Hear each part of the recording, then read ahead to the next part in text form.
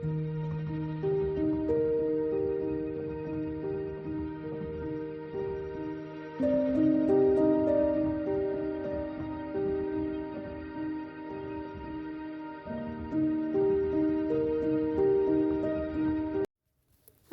আলাইকুম বন্ধুরা, সবাই কেমন আছো? আশা করি সবাই ভালো আছো। আল্লাহর রহমতে আমি ভালো আছি। তো আজকে আমি আমার খালার বাড়ি গিয়েছিলাম। তো সেখানে গিয়ে আমি কি করলাম, আমাদের জন্য কি রান্না হয়েছিল সব কিছু তোমাদের সাথে শেয়ার করব এবং কিছু কথা শেয়ার করব।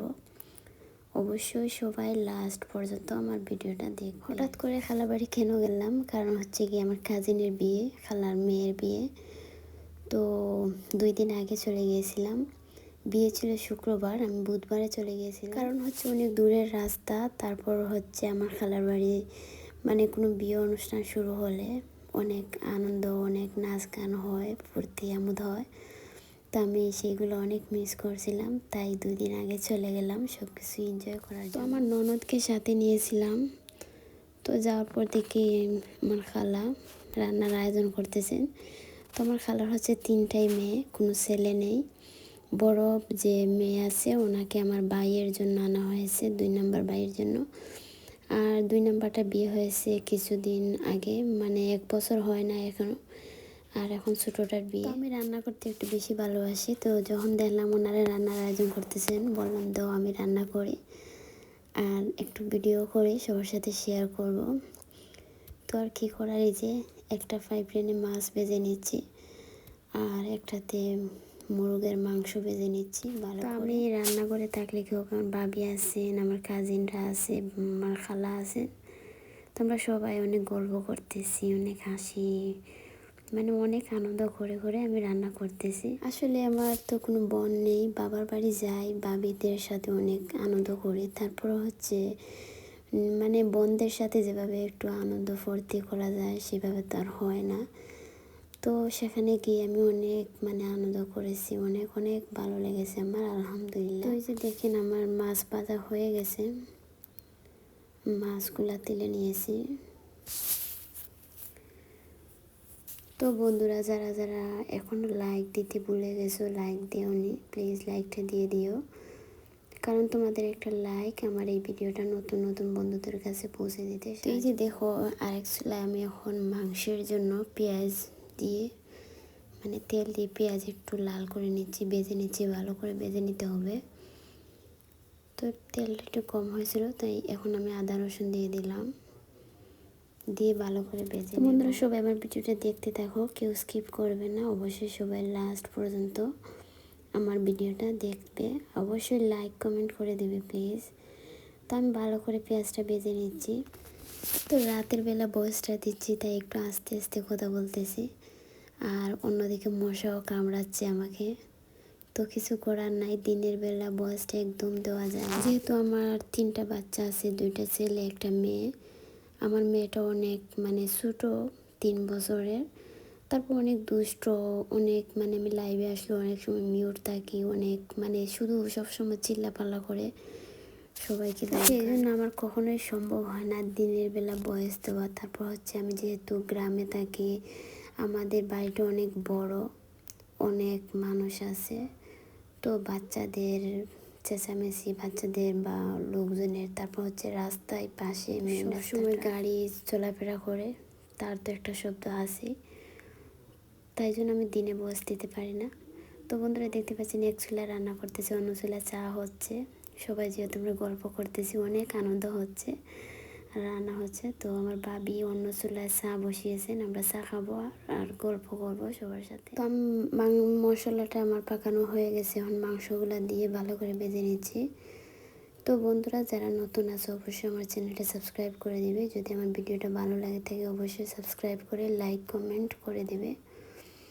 আর তোমাদের মতামত জানাবে আমার ভিডিওটা কেমন হয়। জানি না কিসের জন্য আমার এই মানে ভিডিওতে একদম ভিউ হয় না, তো সবাই একটু আমাকে সাপোর্ট করো, তোমাদের সাপোর্ট ভালোবাসা চাই। ভিডিওতে একদম ভিউ হয় না, সবাই যদি একটু ফুল ওয়াচ করে আমার ভিডিওটা দেখো, অনেক বেশি একদম ভিডিওতে ভিউ হয় না, তারপর অনেক চেষ্টা করে যাচ্ছি, একদিন পর পর একটা ভিডিও আপলোড করি। তো অনেক কষ্ট করে ওয়াচ টাইম পূর্ণ করে এই চ্যানেলটা আমি মানে মনিটাইজেশন করতে পেরে করেছি। তো এখন একটু ভিউয়ের জন্য অনেকটা কষ্ট, কারণ মাঝে মধ্যে মনটা একেবারেই ভেঙে যায় যখন দেখি ভিডিওতে একদম ভিউ হয় না। তারপর আবার বলি যাক একটু চেষ্টা চালিয়ে যাই, শুধু ভিডিওটা আপলোডই করি একটু কষ্ট করে, দেখা যাক কি হয়। যদি কখনো সফলতা পাই, জীবনে সফলতা পেতে হলে তো একটু কষ্ট করতেই হবে। আর সবার তো আর একরকম হয় না। আমার অনেক প্রিয় আপুয়ারা আছে, তাদের ভিডিওর ভিউগুলো দেখলে অনেক আনন্দ লাগে। যদি আমারও এরকম ভিউ হতো তো আর কিছু করার নাই, হয়তো বা আমার কপালটাই একটু খারাপ। তো যদি কপালটা ভালো থাকে হয়তো বা কোনো এক সময় হতেও পারে। তো চেষ্টা চালিয়ে যাচ্ছি। সবাই যদি একটু পাশে থেকো, ইনশাল্লাহ একদিন সফল হব, আমার এই ইচ্ছাগুলো স্বপ্নগুলো পূর্ণ হবে। দেখতে পাচ্ছি এইগুলো আমি তেল দিয়ে পেঁয়াজগুলো দিয়ে বেজে নিচ্ছি। এখন মশলাগুলো সবগুলো মশলা একসাথে নিয়ে নিয়েছিলাম, তো আমি ভালো করে বেজে নিচ্ছি। এগুলো আমি মাছের মানে বোনা করব, তাই মশলাটা ভালো করে বেজে নিচ্ছি। তো চা তো খাওয়া হয়েই গেছে, এখন রান্না হচ্ছে। গ্যাসে মশলাটা পাকিয়ে আমি মাটি চুলায় মানে কড়াইটা নিয়ে আসলাম, মাটি চুলায় রান্না করব। যেহেতু বিয়ে বলে কথা, অনেক রান্না বান্না, আর আমার তো আর খালার তেমন মানে উপার্জন করার মতো তেমন লোকজন নেই।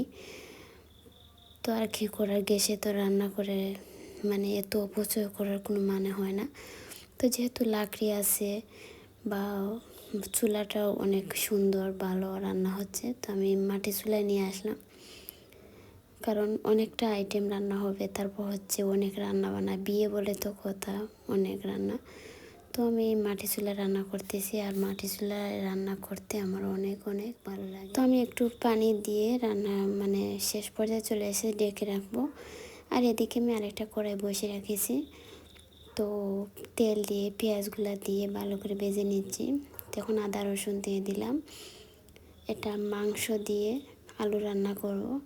আমার বাচ্চারা আলু খুব বেশি পছন্দ করে, আমার মেয়ে খুব বেশি আলু পছন্দ করে।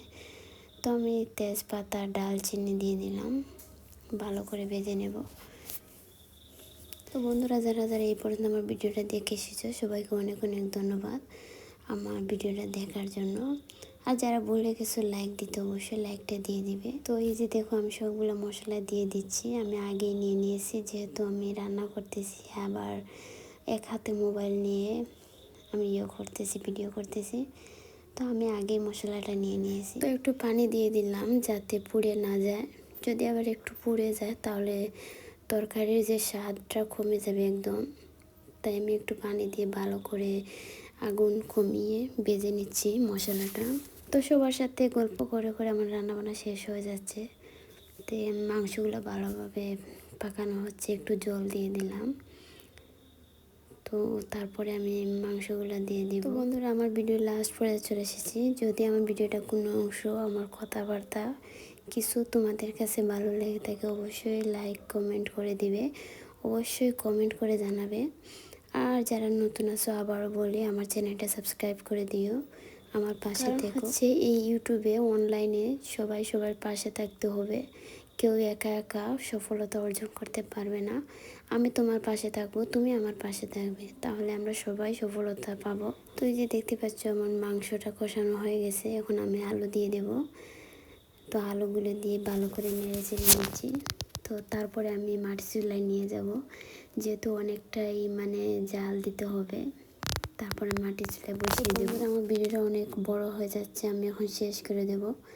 তো সবাইকে অনেক অনেক ধন্যবাদ আবারও জানাই আমার ভিডিওটা দেখার জন্য। অবশ্যই সবাই ভালো থাকবেন, সুস্থ থাকবেন। আল্লাহ হাফিজ, আসসালামু আলাইকুম।